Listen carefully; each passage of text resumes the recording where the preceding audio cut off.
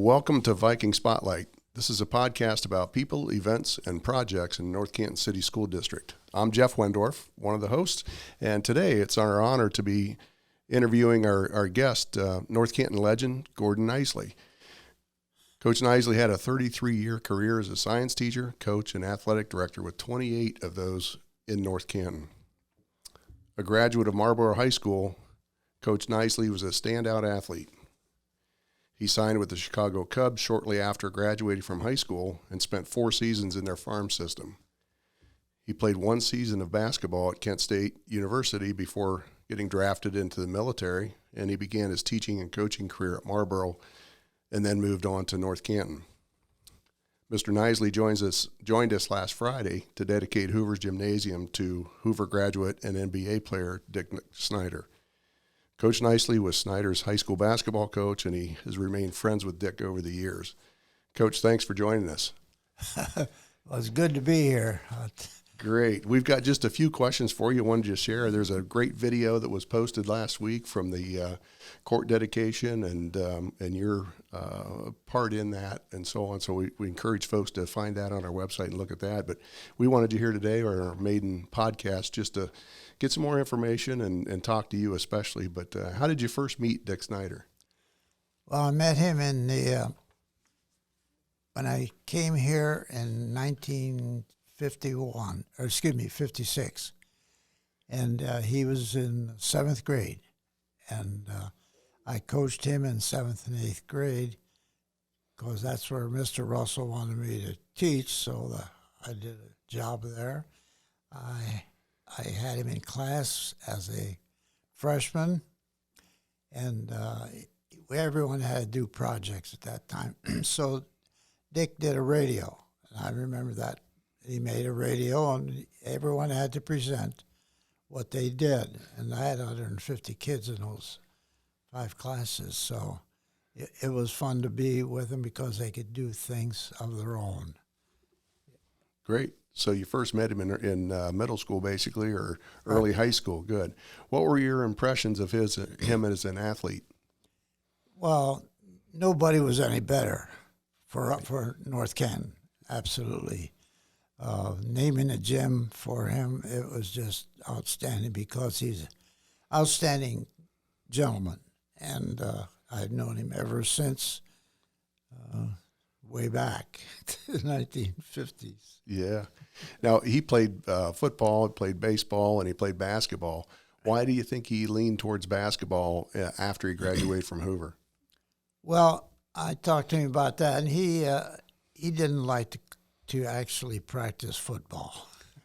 He loved to run the ball. He could throw the ball, and he did everything right. But deep down, everybody thought he was going to be a football player at Ohio State. I was in a meeting with Woody and Dick, and he talked right to him as if he was going to be my next quarterback there. Well, Dick wasn't really sold on that. So if you want to know how I met him and how I got to Lefty, Dreisel's place, I was in a position to a clinic, what they call it, and it was a basketball clinic. And I just happened to be sitting near Lefty, and we got to talking and so forth. And he was a very, very sociable guy. When he's coaching, he wasn't very sociable. He was tougher than nails. Yeah. But I told him about Dick. I said, nobody's even inquired. Even Ohio State didn't inquire about him. And so I thought that was, something's wrong here. This guy's an athlete. You mean for basketball? It means for everything, yeah. Oh, really? And basketball, Yeah. and of course, Lefty was a basketball coach and wound up at Maryland for 19 years. And he had Davidson first, and that's when Dick was there. Yeah. And I told him, I said, you got to try to get a hold of him. The guy is a real ball player. And so he did this. He went by, and he knew where he lived and everything, and he came and visited with him, and it wound up going to Davidson. Yeah. And it was the best thing that ever happened, for him. Right. Yeah, and I think as Dick told the story last week, he had again, like you just said, had conversations with Woody Hayes, had been anticipating maybe playing professional baseball and a couple other things, but went with Lefty to Davidson for a great basketball career and then eventually the NBA. Oh, definitely. He was kind of, he's a very quiet individual, never ordered over anything, and so it was great to know that he got a job there, Davidson, and going to school. And then from then on, I can tell you something about Ohio State, too, at the same time. If you Sure. Yeah. Well, Ted Brown was my assistant at that time. And so we went down to Ohio State because Davidson was going to play there. I said, man, we're going to the games. We went there, and he had a pretty good game. I remember at halftime, he put one in from midcourt on the angle and made him a shot that was probably 50 feet and zipped it in there. And I knew Freddie Taylor never gave him a look, Right. And I was glad to see him nail that because he had 24 points that night. I'll never forget it. Wow, And, 24 points for Davidson against Ohio State. Yes. And Ohio State didn't recruit him. Didn't recruit him.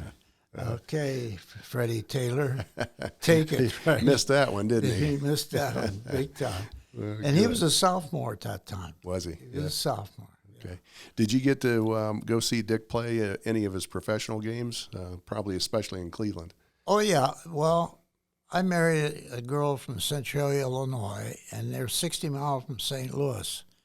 And her in-law, or my in-laws, the man was a railroader, and he wanted to see basketball. And Dick, at that time, was his first year, and he was the St. Louis Hawks. And so we got there and see him. Boy, it was great to see him play. Yeah. Didn't score a lot, but he was there. And after the ball game, I looked around, and here was Bill Russell coming to balls. They were playing the Celtics, and Bill Russell came out of the locker room, and he's 6'10", and I'm nowhere. And I got to meet him, and of course, my family really enjoyed that. Sure. Well, I'll tell you the truth about my in-laws. They were great people. They're like my mom and dad. They were absolutely, I don't know, I didn't impress them or what. But I impressed my wife. That's most important, That isn't was it? most important, yeah. And so it was just a great night. Yeah. And Virgil and I, see, in Centralia, they have a holiday tournament, a basketball tournament. 16 of the best teams in Illinois come to play, and they've been doing that ever since probably 70 years. And so at that time, they had 16 teams, and it played in 3 days. And Virgil and I sat there for all the ball games. Watched them all. Watched them all. Great. 8, 8, and 7. That's the way it went. We had 23 games we saw in 3 days. And That's a lot of hardly popcorn. moved. There's a lot of popcorn. Hot dogs and popcorn for your meals. That's what we did. Yeah, Probably saw some great basketball, though. Oh, my, those guys are outstanding. That's fantastic. Good. Yeah. Yeah. Did you get to Cleveland to see him play in yes. Cleveland a little bit? Yeah. Oh, yeah. Good. Yeah, we went and we'd go up with his mom and dad, Dick and Dorothy, and they were such nice people. We had a good time. And I'll never forget, Mr. and Mrs. Keys were, at that time, they came to school, and I invited them to visit, And of course, they got to know Dick and Dorothy, and they would go with them a lot up to the ball game. And it was such you see a thrill of the guys shooting the ball and play tough defense. He really was a great defensive ball player. And a wonderful guy. And you know what? Mrs. Keys wasn't that now she remarried. She's in a nursing home. She's 100 years old. Wow. She's still hanging in there. Good. Yeah. Good. You didn't happen to be there for the shot, were you? The miracle at No, Richfield? I wasn't, but I saw it. Yeah. Oh God, they went crazy. Yeah. I mean, that it was outstanding. Great night for Cavs and for Hoover. Yeah, to have a it Hoover was. grad do that. Yeah, that's great. Yeah. Well, what do you most admire about Dick? Well, just about everything. I can't. He's a great student. Yeah. He's probably a 95 in my class, and when you got a 95, you were a pretty good student. Yeah. I had nothing. They had to earn that 95, time, I right? had A and B students, boy, and I could pour it on them. There you go. Yeah. Yeah, he was a great student and just a very down-to-earth person. And he hasn't changed a minute. He's the same as he was when he was playing, and he didn't ward over anybody. He just was a good ball player, good team player. Yeah, as I got to meet him last week, he's like you described. He's a pretty quiet guy. Yeah, and, low key, but he was an athlete and sounds like a great student. Oh yeah, and he'd always meet when I was going to St. Louis. There, one factor. Let me go back just 1 minute. We go when we went. My daughter and I would go to spring training, okay, and we would be going to Phoenix, where they all train. There's 15 teams there, and so we visited there, and every time we'd go there, it was 5 years in a row, and that was just back here 3 years ago. I didn't want to go anymore. I was pretty tough on me. But we'd visit there, and we'd go out to eat, and then he'd come in here, he'd visit. Just the other day back here, maybe 2 months ago, he was in here. Yeah. And he stayed in the house for 3 hours. We just went over everything. Sure. Memories and old stories. Memories. Oh, God, yeah, they were great. Good. Well, why, besides being a good student and a great athlete, why do you describe him as being a great role model for young athletes? Well, because he was just always worked hard. Absolutely. I know in basketball, when football was over, 1 week later, he was shooting the ball like he hadn't been out of practice forever. I mean, he could do everything. And when he was playing basketball, he was always a team player. Even when I had him, he was a team player. I said, Dick, shoot, will you? The guy was a great shooter. And maybe he'd shoot 12, 14 times a game. In those days, you want to shoot. He was our leading scorer it would have been in probably, well, I know in the county he was the second leading scorer in his last year here. Right. In the county. Correct? In the county. Yeah. Yeah. Guy from Alliance had 393, and Dick had 391. That wouldn't have been Luke Whitty, would it? No, it wasn't Luke. Wasn't Not it? at that Okay. time. No. All right. Okay. Different times. Different times. Yeah. I remember Luke. Yeah. Another good player from Stark County. Oh, right? yeah. Good. Anything else you want to share about either your experiences with Dick or Dick himself? Well, I just, I was with him also in football. I was a quarterback coach and assistant coach and called the plays and stuff. I was great up in the stadium there, Yeah. I was up in the top. Up in the top on the roof. Always. I was never on the field. Never during football season. I was ever on the field. I was always up above. And Don wanted me to do that. So I said, Don, you're the head hand. So we got along great. Don and I were great. And of course, he liked Dick too. And he was the baseball coach that time. I was the baseball coach later on. Okay. All right. And Dick could have gone with the Washington Senators. I mean, he was definite. And he could have named his, right now he could have named it because he could pitch, but he played center field mostly, so he could hit every day, It was great to be around him. I couldn't have a higher, I couldn't tell. And it was just such a great thrill to be around him. Well, it sounds like whether you're a teacher, a coach, or just a fan, he was a great guy to be around and a great guy to be able to be associated with as being a good student and a good person and a great teammate. So, yeah. Sounds like a great leader in different ways, not a loud one. He had a quiet way. He was the leader, and we knew that. Good. So if there's a message for athletes today and young people today, work hard. You work hard.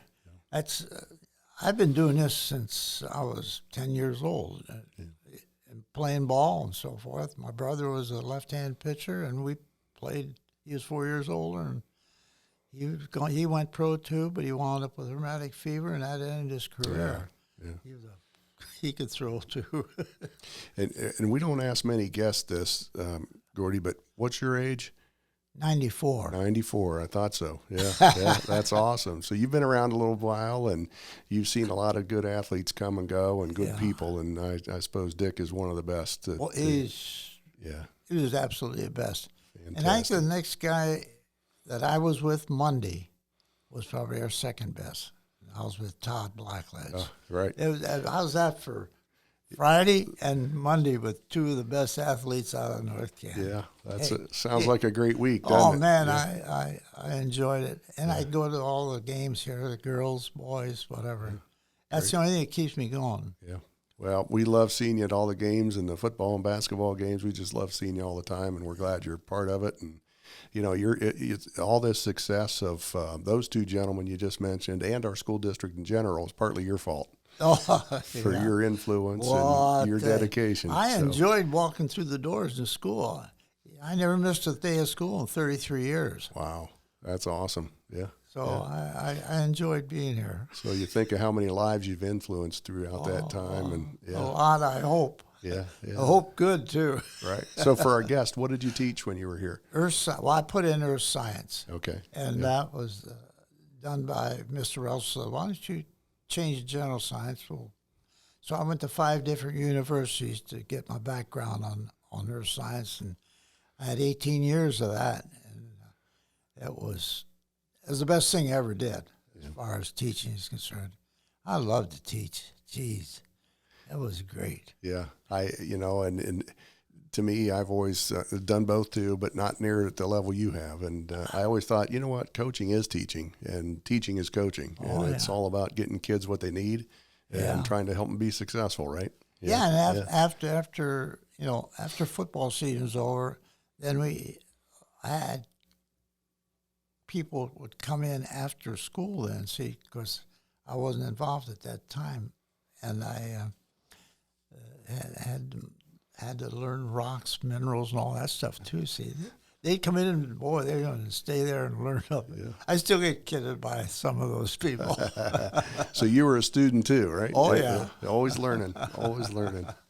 All right. Well, I tell you what, we couldn't be more honored to have you on today and get to know you a little bit more about Dick Snyder. And we certainly thank you for joining us and very much appreciate it. Wish you well, and we'll see you at the next basketball game, I'm sure. Yeah, we hope so.